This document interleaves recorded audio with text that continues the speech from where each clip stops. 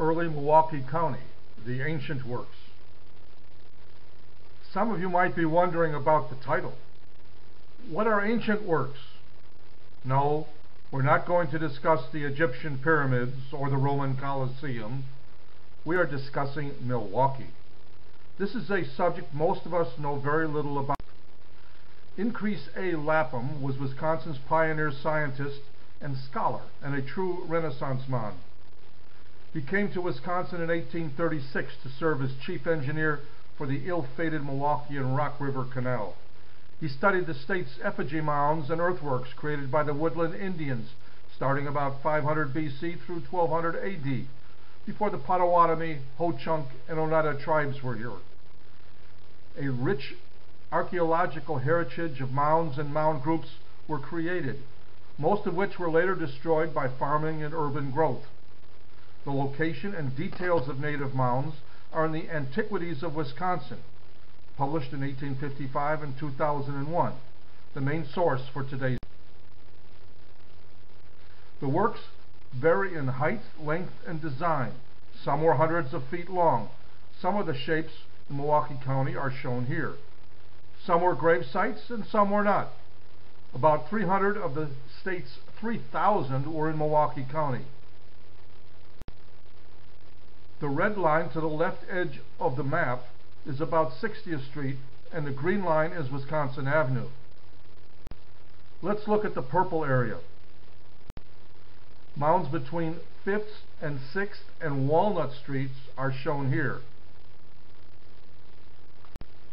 The area today. No mounds, just buildings, parking, and some leveled grass. The ancient works were most numerous in the Milwaukee area south and west of Forest Home Cemetery, which is south and east of 27th and Janesville Plank Road, or Forest Home Avenue as we know it today. The cemetery is marked by the brown lines. The area in the middle of the screen had been an Indian village with farming, with security provided by marshland in green and the Kinnickinnick Creek. The location of the works.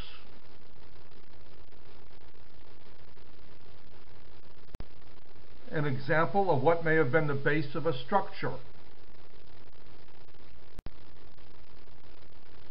The area today. Lapham wrote, "We have thus traced 4 probable epochs in the history of this interesting locality. First, the period of the mound builders, who perhaps selected it on account of its naturally secure position. Second, that of the garden bed cultivators.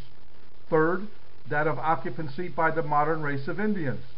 Fourth, the present period, when their descendants continue to visit it and to bring hither the remains of their departed friends. I would add a 5th epoch, where we have destroyed the ancient works." Only 2 mounds remain in Milwaukee County. Where Locust abuts Lake Park, there is a large earthen swell. The ancient conical mound, 40 feet across and 2 feet high, evokes the world of those who came before us. A marker tells us similar mounds clustered nearby in a Stone Age village. In case you cannot read this century, try this translation. In the 1890s, the landscaping of Lake Park leveled all but one of the remaining mounds. The mounds today. The second remaining mound is on the DNR grounds at the state.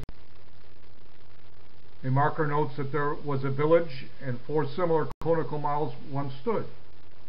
This grassy spot, an island amid concrete, conjures up a vanished world. In 1910, there were 2 mounds. Only 1 mound remains today. The sign. Recently, there has been discussion in the Madison area concerning a stone quarry wanting to expand where there is currently an ancient work.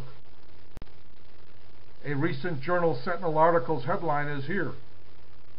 Ho-Chunk folks protested at the Wisconsin Capitol and assembled at the Lake Park Mound, calling it a sacred site.